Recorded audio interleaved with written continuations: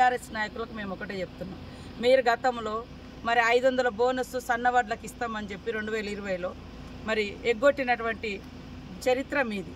కానీ మాది ఒక్కొక్కటి నిలబెట్టుకుంటాం.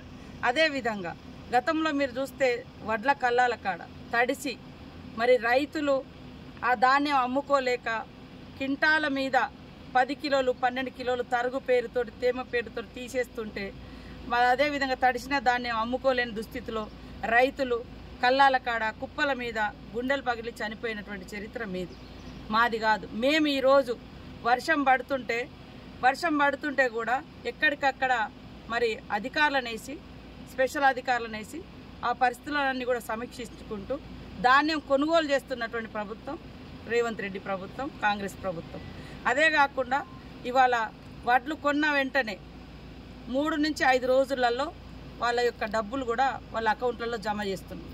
ఇవన్నీ గతంలో చూస్తే మరి గతం కంటే ఇప్పుడు మేము దాదాపుగా 4 లక్షల మెట్రిక్ టన్నుల ధాన్యము ఎక్కువ కొనుగోలు చేయడం జరిగింది. ఇప్పటికే గతంలో ధాన్యం కొనుగోలు కాక ఎక్కడికక్కడ కల్లాలలుండి రోజుల తరబడి నెలల తరబడి కూడా మరి అమ్మినటువంటి వడ్లకు డబ్బులు రావాలంటే 45 రోజులు పట్టేది.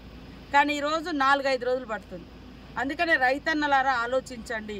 ఇవాళ కేవలం అధికారం పోయిందన్నటువంటి అక్కస్తోటి టీఆర్ఎస్ నాయకులు బీఆర్ఎస్ నాయకులు దుష్ప్రచారం చేస్తున్నారు.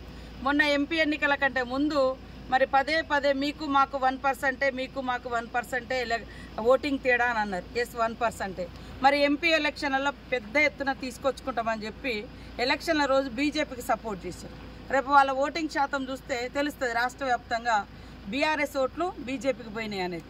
కాబట్టి రైతన్నల కోసం ఆనాటి నుంచి ఈనాటి వరకు ఏకకాలంలో రాష్ట్రంలో దేశంలో 70,000 కోట్ల రైతు రుణాలను మాఫీ చేసిన చరిత్ర ఆనాడు కాంగ్రెస్ ప్రభుత్వంది.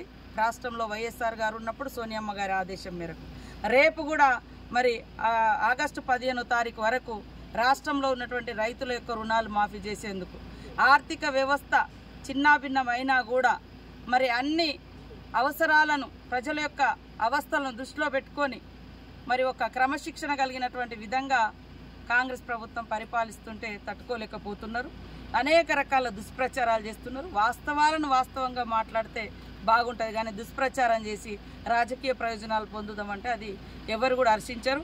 అందుకనే రాష్ట్ర ప్రజలారా, రాష్ట్ర రైతన్నలారా ఆలోచించండి. కాబట్టి మీ యొక్క ఇవాళ మీరు